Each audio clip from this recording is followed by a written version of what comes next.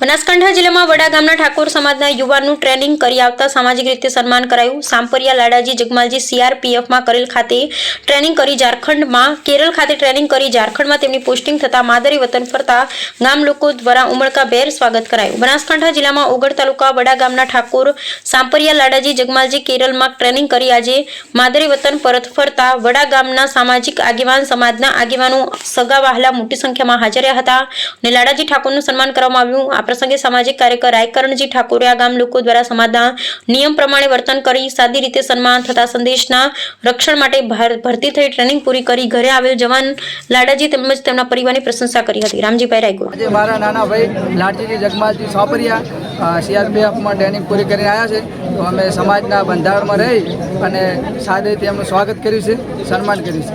જય માતાજી।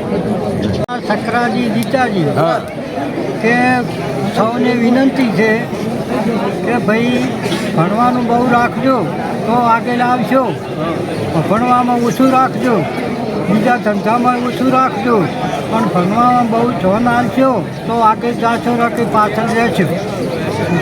એટલે તમારે લોકોને શું અપીલ છે? દેશ લેવલે જાશો અને ખૂબ વિનંતી છે તમારે હાથ જોડીને પૂછો।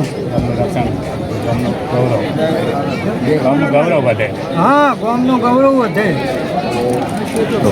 જે અમારા વડા ગામે લાડજીજી જગમાલજી CRPમાં ટ્રેનિંગ કરીને આવેલા છે અને આવા ને આવા જુવાન છોકરા સમાજ માટે અને દેશ માટે જો દેશના રક્ષણ માટે જો આવી સેવા આલતા હોય અને આવું ખૂબ એક ગૌરવની વાત છે। આજે વડા ગામે લાડજીજી સમાજના બંધારણ પ્રમાણે અને કોઈ ડીજે બીજું લાવ્યું નહીં અને સમાજના બંધારણ પ્રમાણે આયોજન કરીને અમને ઘરે લાવ્યા છે।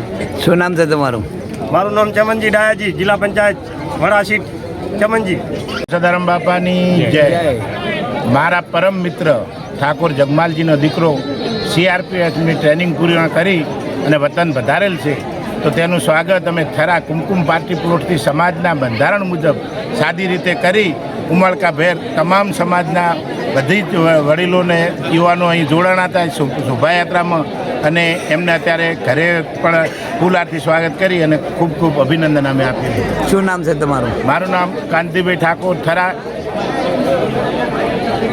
આજે વડા ગામની અંદર અમારા ઠાકોર સમાજનો એક યુવાન પેરામિલિટરીની અંદર એ ટ્રેનિંગ પૂરી કરી માદરે વતન આવતા આજે સમગ્ર એમના પરિવાર અને સગાવાલાઓએ એમને ખૂબ ભાવભર્યું એમને સ્વાગત કર્યું છે અને આજે એનાથી પણ એક વિશેષ અહીંયા ઠાકોર સમાજની અંદર થયું કે જ્યારે ડીજે ઉપર પ્રતિબંધ મુકાયો છે ત્યારે અને ડીજે ઉપર ફક્ત લગ્ન અને એના સંબંધી કાર્યક્રમોની અંદર મુકાયો છે, આ કાર્યક્રમની અંદર નહોતો, તેમ છતાં તેમના પરિવારે જે નિર્ણય લીધો છે તે ખૂબ આવકારદાયક છે।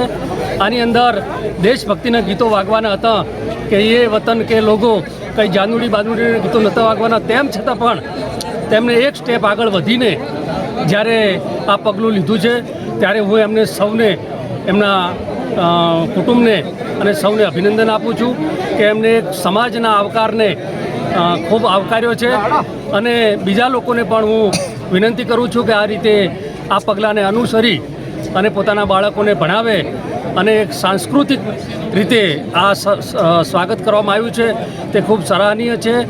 એટલે હું ખાસ કરીને આ પંથકના તમામ આગેવાનોને યુવાનોને વિનંતી કરું છું કે જ્યારે આજે ઘણી જગ્યાએ જ્યારે ખોટા ખર્ચા અને કુરિવાજોમાંથી હોય તેમાંથી નીકળી અને આ રીતે દીકરાઓને ભણાવી દીકરીઓને ભણાવીને આવી સારી નોકરીઓ કરતા હોય, ધંધા રોજગાર કરતા હોય એવી હું આશા અને અપેક્ષા રાખું છું। જય હિન્દ। શું નામ છે આપણું?